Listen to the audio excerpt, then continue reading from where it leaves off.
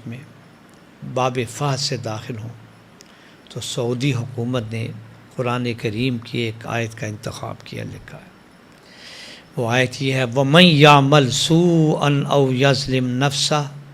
ثُمَّ يَسْتَغْفِرِ اللَّهَ يَجِدِ اللَّهَ غَفُورًا رَحِيمًا، جس کا مفہوم یہ ہے کہ ایک آدمی عمر بھر گناہ کرتا رہا، اپنی جان پر اس نے بڑا ظلم کیا ہے، پھر اللہ کی بارگاہ میں معافی مانگنے کے لیے آیا ہے تو اللہ کو بڑا بخشنے والا بھی پائے گا، بڑا رحم کرنے والا بھی۔ یہیں آپ کے کراچی کے اندر ایک بابا نجم احسن شاید نام سنا ہو، حضرت تھانوی کے خلیفہ تھے، ان کے نام کا ایک بازار بھی یہاں پر ہے، شاعر بھی تھے۔ ایک نوجوان آئے، کہنے لگے حضرت مجھ سے بڑا گناہ سرزد ہو گیا ہے، میں بے چین ہوں، مجھے سکون نہیں مل رہا۔ حضرت نے فرمایا 2 رکعت توبہ پڑھو، آنکھوں سے رو، اللہ سے معافی مانگو، اللہ تعالیٰ معاف۔ اگلے دن پھر آیا، کہنے لگا حضرت مجھے سکون نہیں مل رہا ہے۔ حضرت نے ایک شعر کہا، مجھے اس شعر سے بڑا نفع پہنچا ہے، آپ کو بھی وہ سناتا ہوں۔ شیطان مردود ملعون جو مایوس کرتا ہے انسان کو، حضرت نے عجیب شعر پڑھا، فرمانے لگے یہ آہوزاری جو ہے نا، رونا اللہ کی بات، اس کو معمولی نہ سمجھنا۔ تو شعر یہ کہا دولتیں مل گئی ہیں آہوں کی، دولتیں مل گئی ہیں آہوں کی، ایسی تیسی میرے گناہوں کی، ایسی تیسی میرے گناہوں کی۔ اللہ، میرے والد صاحب رحمۃ اللہ علیہ کے پاس بھی ایک صاحب آئے، بڑے پریشان تھے، بڑے پریشان تھے گناہوں کی وجہ سے، ایسا شیطان نے مایوس کیا ہے۔ انہوں نے کہا میرا جی چاہتا ہے میں خودکشی کر لوں، اپنے آپ کو مار دوں، وہ بھی حل نظر نہیں آتا ہے، اور اس قدر طبیعت کے اندر خوف طاری ہے، میں دریا میں چلا گیا، فلاں چلا گیا، سکون نہیں آ رہا۔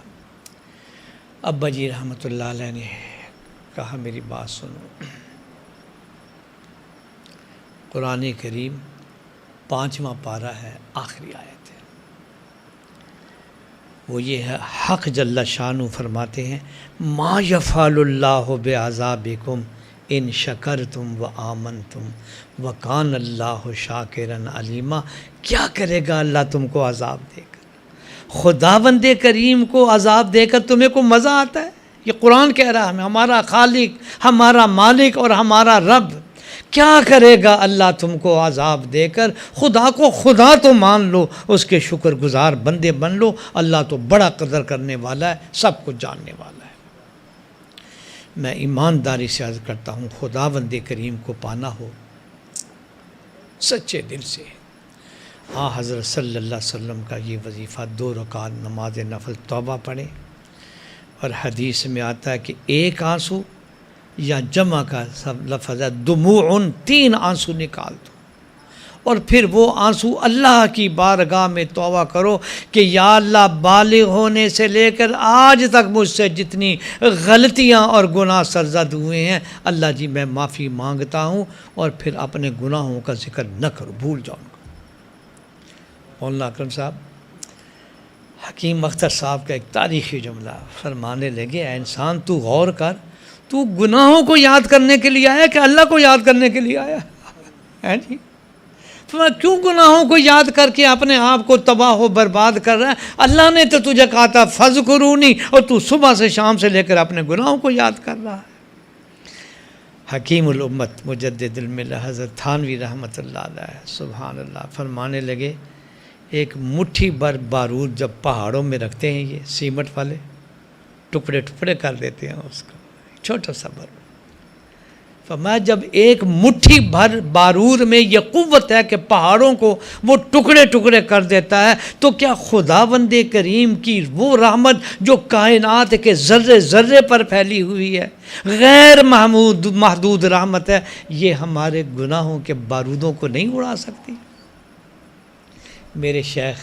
حضرت ڈاکٹر عارفی رحمۃ اللہ علیہ فرماتے تھے، اس وقت کراچی کی 1 کروڑ کی آبادی تھی، اب تو کہتے ہیں 2 کروڑ سے بھی متجاوز ہے، ہمارے کراچی کی 1 کروڑ آبادی کا بول و براز، پیشاب اور پخانہ سمندر میں جاتا ہے، ایک لہر آتی ہے سارا سمندر پاک ہو جاتا ہے۔ تو میرے شیخ کہنے لگے اللہ کی مخلوق سمندر کی ایک لہر میں یہ قوت ہے کہ 1 کروڑ انسانوں کا گند جو ہے وہ اڑا کے رکھ دیتی ہے، تو کیا خداوند کریم کے سامنے جب سچے دل سے توبہ کی جائے تو پھر اللہ جل شانہ معاف نہیں کریں گے۔ حضرات محترم، رمضان آ رہا ہے، قیمتی ایام آ رہے ہیں، ایک ایک لمحہ میرا قیمتی ہے، میں ایمانداری سے دیانتداری سے کہتا ہوں، اور اگر اللہ کی قسم کھاؤں تو اس میں مبالغہ نہیں ہوگا، ایک آدمی اخلاص کے ساتھ نیت صحیح کر کے یہ فیصلہ کر کے قدم اٹھائے کہ میں نے آج کے بعد اپنے اللہ کو راضی کرنا ہے، تو پھر پروردگار عالم اس کے ایک نہیں سینکڑوں راستے کھول دیں، سینکڑوں ارادہ صحیح ہو تو پھر اللہ جل شانہ کا نظام ہے کہ وہ اللہ جل شانہ رحمت کا پھاٹک کھول دیں گے۔ آج ہم اللہ کی بارگاہ میں یہ وعدہ کریں کہ یا اللہ ماضی میں جو ہوا سو ہوا، اے اللہ ہمیں تو معاف فرما دے، اے اللہ آئندہ ہم گناہوں سے